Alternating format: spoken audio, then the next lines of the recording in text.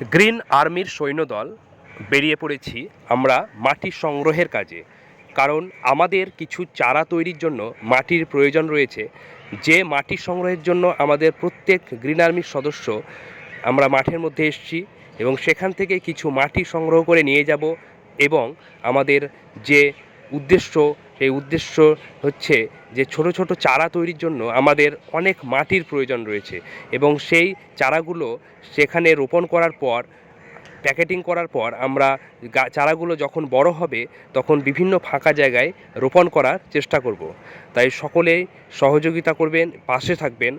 কারণ আমাদের এই যে উদ্দেশ্য, সবুজায়ন, প্রকৃতিতে সবুজায়ন বাড়ানো, এই উদ্দেশ্য সফল হবে সেই দিনই যেদিন সকলেই আমাদেরকে সহযোগিতা করবেন এবং পাশে থাকবেন।